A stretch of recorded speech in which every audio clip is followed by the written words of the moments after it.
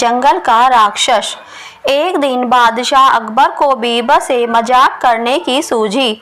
उन्होंने एक दांता बनवाया और उसे इस तरह का रूप दे दिया कि पता ही न चले कि वह दांता है, और जो भी उसमें हाथ डाले तो उसका हाथ उसमें फंस जाए। बादशाह ने उसमें एक सेब रख दिया। जब बीरबल आया तो उन्होंने वह सेब उससे मंगवाया। बीरबल ने जैसे ही सेब की तरफ हाथ बढ़ाया तो उसका हाथ उस दांते में फंस गया। बादशाह अकबर जोर जोर से हंसने लगे। बीरबल समझ गया कि यह बादशाह की चालाकी है। बादशाह ने बीरबल के हाथ को दांते से छुड़ाते हुए कहा, कहो बीरबल कैसी रही।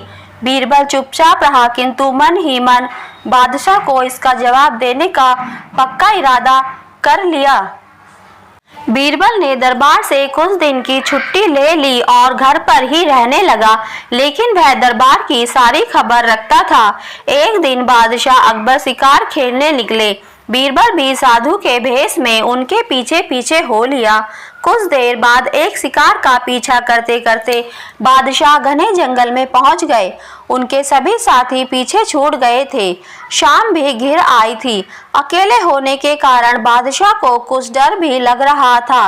फिर भी वे रास्ता खोजते हुए चले जा रहे थे। तभी उन्हें भयंकर अट्टहास की आवाज सुनाई दी। का कौन है? बादशाह अकबर ने डरकर पूछा।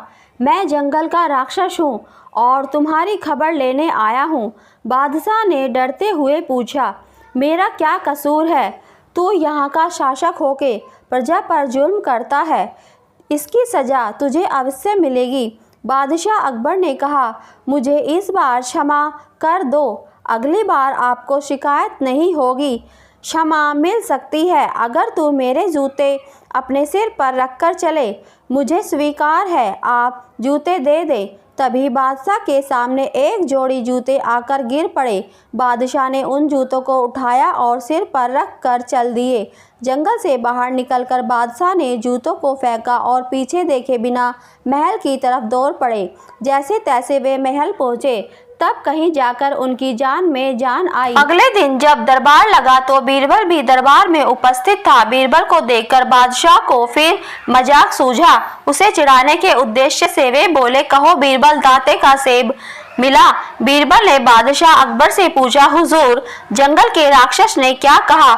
यह सुनकर बादशाह अकबर झेंप गए।